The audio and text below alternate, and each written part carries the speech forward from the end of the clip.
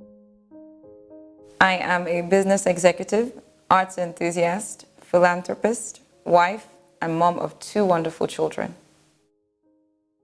I worked in the treasury unit of the finance department of a telecommunications company here in Nigeria. Without a doubt, Beyoncé knows Carter. Her work ethic and her dedication and commitment to excellence remain unrivaled. Beyoncé rehearses 10 months ahead of a tour performance, showing that nothing beats being prepared.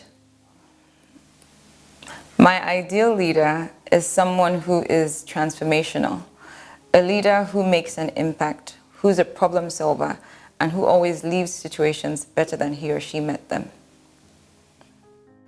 I've been an AISL parent now for 7 years, and it's been such a wonderful journey. AIS is a school that believes strongly in integrating parents with the education of their children. So there are things like being a room mom, which I had the privilege of being for 2 years.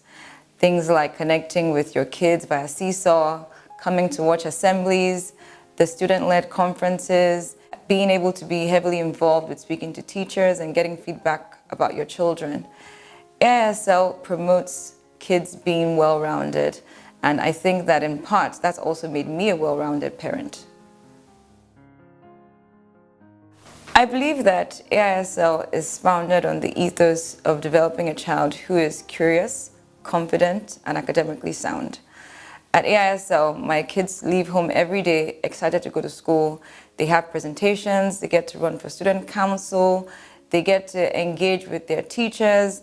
They're students who can speak up about their opinions and have them nurtured.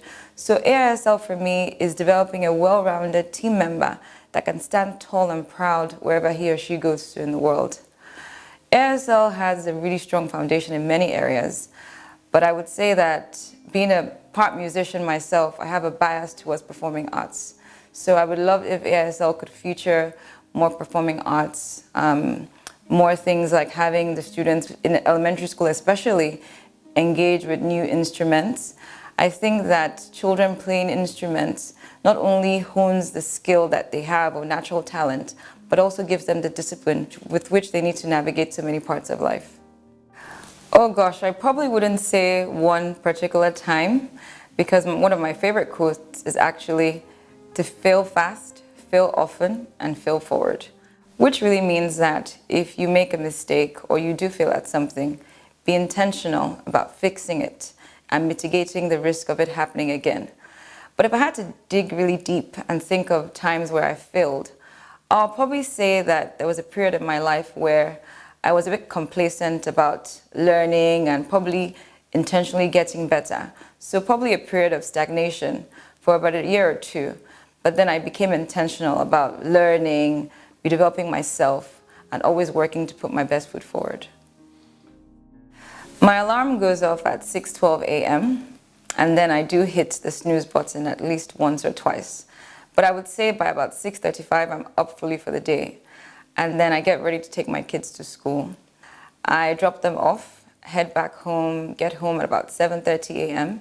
and I head straight to the gym to work out. If I don't head straight to the gym, then different things crop up and then just interfere with my exercise. I get done working out about 8:30 a.m. and then I check up on my emails, I catch up on my tasks and plan for the day. And I probably start my day probably at about 10 a.m.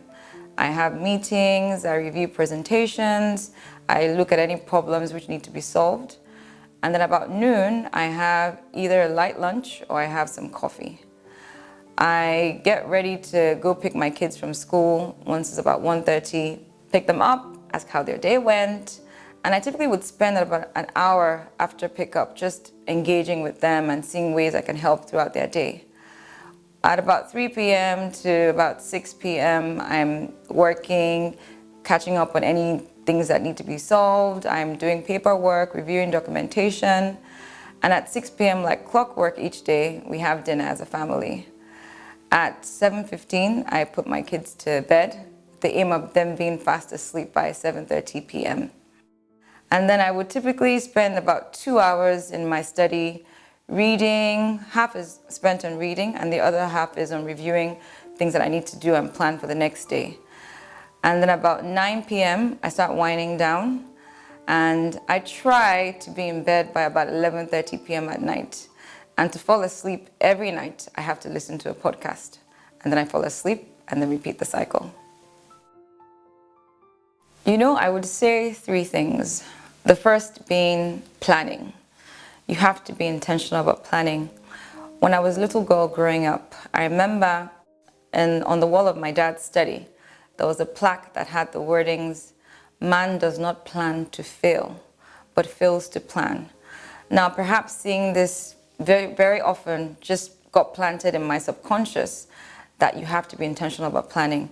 And so with everything that I do, I try to ensure that I have very clear tasks and I outline how I'm going to achieve those tasks. So this is helpful with when you're planning for a project. You need to develop a project charter. That charter needs to have clearly assigned tasks. It needs to have targets, timelines, goals that are SMART, a responsibility chart, communication plans, and group norms. And this is also applicable to other parts of your life.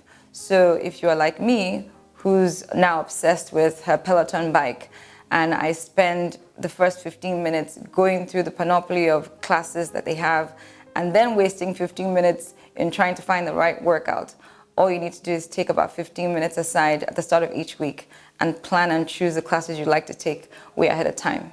The second thing would be to read. Read, and keep reading to learn something new every single day. If you think that you are competent on a particular topic, just read some more and even develop that competency even more. And if there are any topics that you feel that are a bit of gray areas, you're not too sure about, keep reading. I think that we must all remain on the continuum of learning. It truly is the only way to self-develop and become better. Number 3, pursue with purpose. And at all times, do your best. It's important to do your best because when you do your best, your actions always go ahead of you and they speak for you in rooms where you're not present. At the moment, I am reading 2 books. The first one is called The Essentials of Strategic Management. It's actually a book that I've read before, and I actually do try to read the book about once every 2 years because I find that it's applicable in different situations that I may be in or when I'm trying to align it with strategies for the different industries I might be in at that particular time. The second book I'm reading is the Harvard Business Review's Guide on Emotional Intelligence. So I listen to a really wide genre of music, so I'm just going to look through at my playlist now and tell you the last 3 songs that I listened to. The first is The Wedding Processional from The Sound of Music. The second is one of my very favorites. It's called Trumpet High Life by Victor Olaiya. The third is O Jehovah by Nathaniel Bassey. Africa being the continent with the most arable land, over 60% being arable land, there are so many vast investment opportunities. Opportunities that if tapped into will yield a continent that no longer has challenges that are endemic to our populace.